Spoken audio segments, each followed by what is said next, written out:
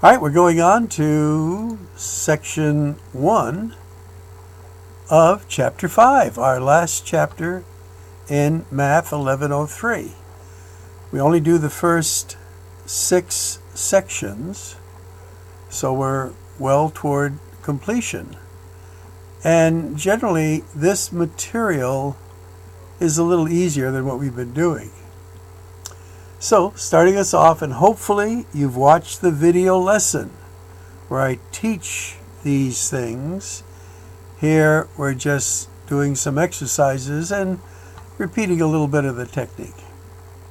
So this is an exponent to the third power, and the base is 7. So this means, in a sense, 7 times 7 times 7. Or in your calculator, you just go 7 caret 3. That's what that means. And you get 343.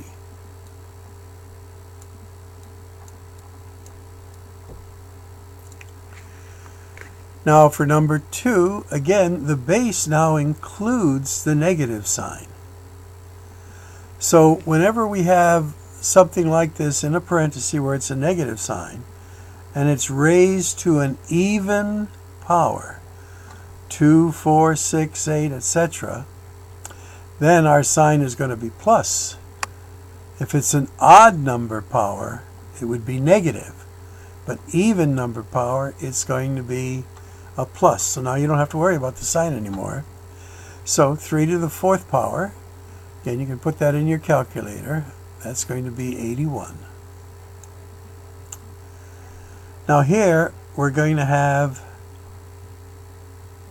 4x to the 5th.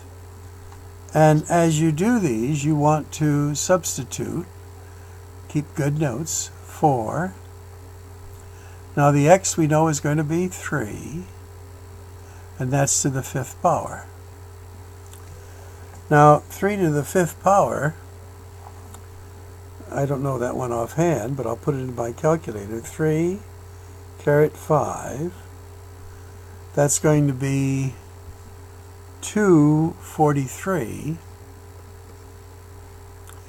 Now we have to times it by 4. And we get 972.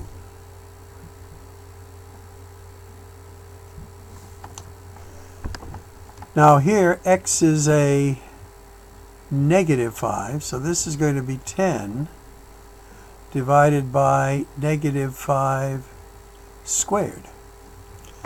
Now in this case, the negative is to the 2nd power, so this is going to come out positive, and that would be 10 25ths.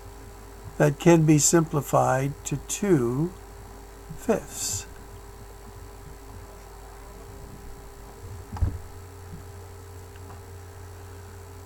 And now reviewing some of the multiplicative skills.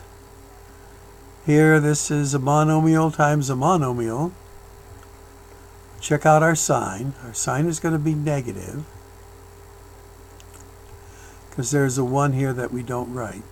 So negative 8 times 1. Now we just add our exponents.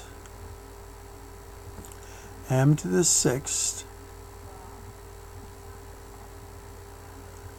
n to the 10th. Again, there is a 1 there, so this becomes 5, x to the 7th, y to the 8th. All right, some easy things, I think. Now, in these cases, we're going to show you the rules. So this is raising a power to a power. It's sort of like writing these 3 times, or 8 times, I should say. So here we multiply exponents. That will be z to the 24th. And this will be a negative 5. 7 times 4 is 28 power. Now here they want you to simplify. So there's a 1 there. So 4, 1 times 3 is 3. This becomes 4 to the 3rd, which is 64. X, now we're going to multiply, to the 9th. Y to the 15th. And Z to the 6th. And here it's going to be, again, there's a 1 by there. That'll be 3 to the 4th, which is going to be 81. A to the 20th. And that will be over 2 times 4, B to the 8th. Now notice you can't do any canceling. Now here, as we do these, we're going to use the quotient rule, where as an exponent crosses the division bar, changes its sign.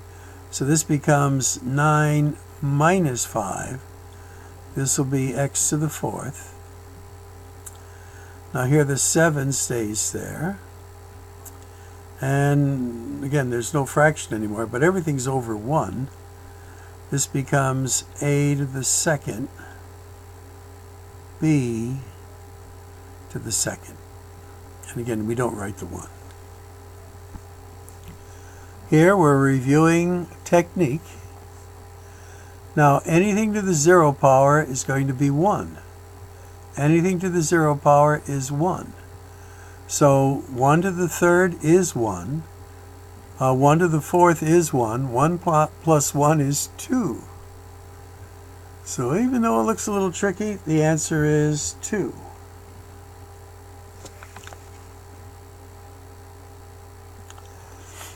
Now here we're just adding exponents. That's going to be t to the 10th. Now notice, since this is negative, that we're raising to the 3rd power, the answer is going to be negative. And 4 to the 3rd is 64. Now as we simplify here, 3 will go into 9 3 times. X goes into there, x to the 2nd. We're subtracting the 1, and this is y to the 3rd. Subtract the 4 from the 7. Now we're multiplying. Remember, there's a 1 there. So this becomes 3 to the 4th, which is 81. We're using that a lot today. And then this becomes m to the 16th, multiplying n to the 24th. And here we are multiplying. So this will become a negative 8, x to the 6th, y to the 9th. Here we just add exponents. Here we're raising 2 to the 5th, which I happen to know is 32, a to the 15th, all over b to the 20th. Multiplying exponents. Remember, there's a 1 there. That's why it becomes 2 to the 5th. All right, this one, let's put it over here so we have a little more room. It's going to be 3 to the 4th, which is going to be 81. X to the 20th, y to the 12th. Now it's all over a negative 27. X to the 12th, y to the 8th.